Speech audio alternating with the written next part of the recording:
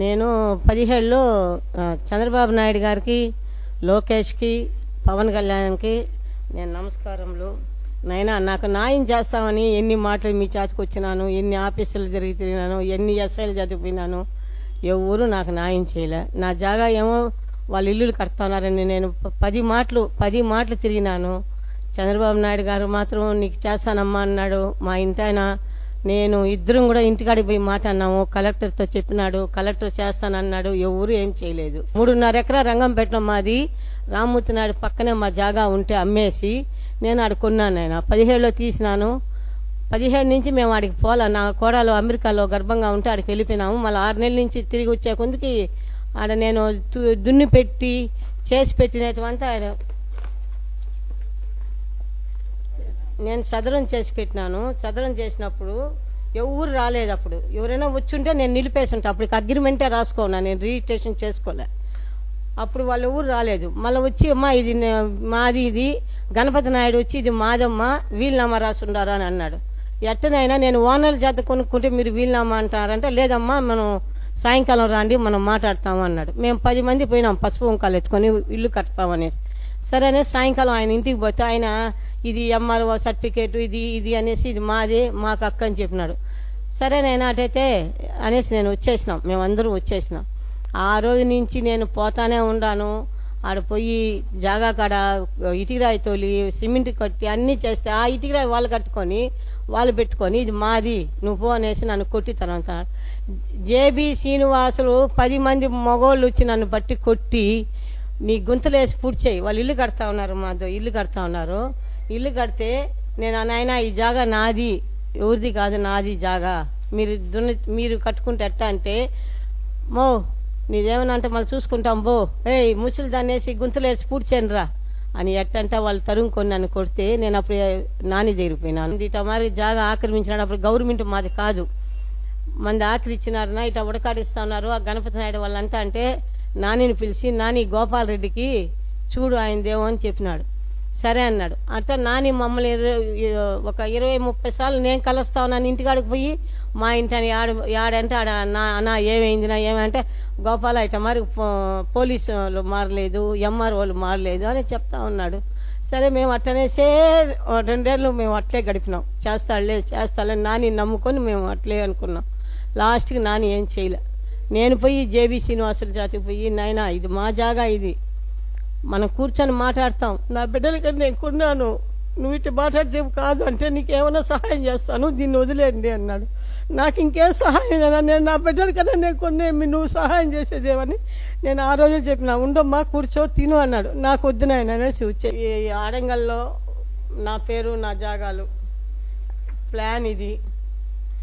నేను మా జాగా ఇంజక్షన్ తెచ్చుకున్నాను. ఇంజక్షన్ తెచ్చుకుంటే నేను ఇంజక్షన్ తెచ్చుకున్నాక ఇంజక్షన్లో కూర్చొని నేను ఇట మరిగి ఇంజక్షన్ వచ్చింది అనేసి ఆయన ఏమన్నాడు, వకీలు నువ్వు పోయి కట్టుకోమ్మా ఎవరేం రారన్నాడు.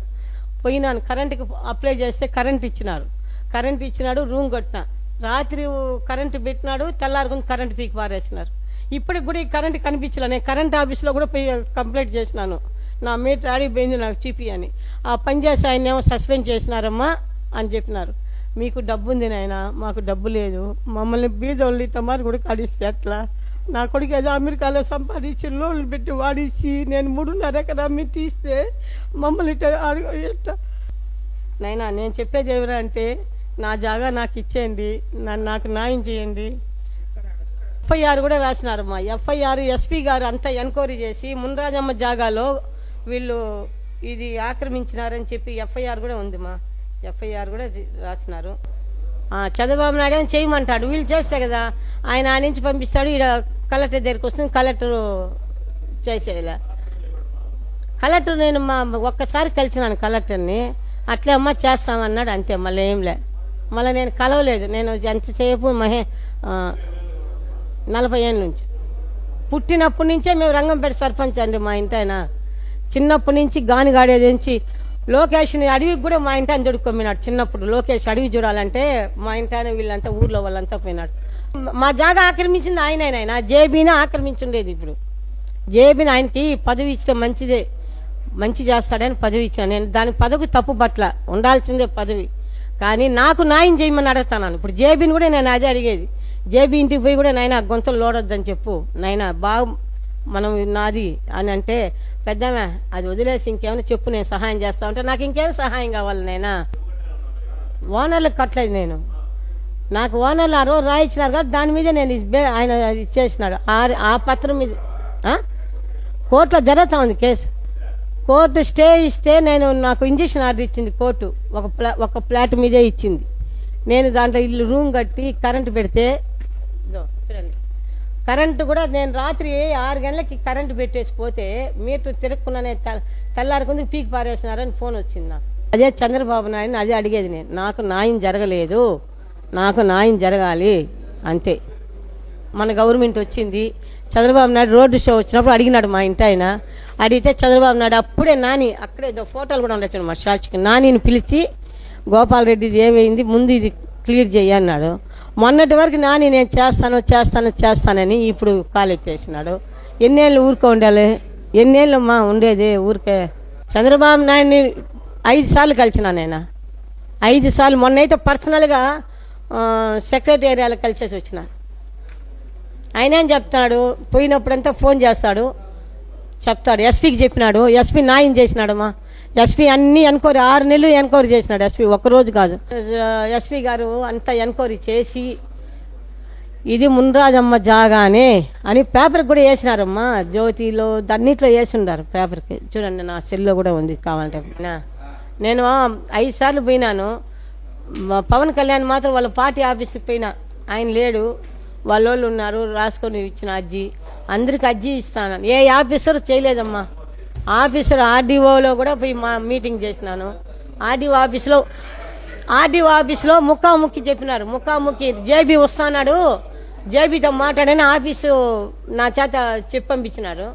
సరే అనేసి నేను ఆర్డీఓ ఆఫీస్ పోయినా, జేబీ రాలాడికి.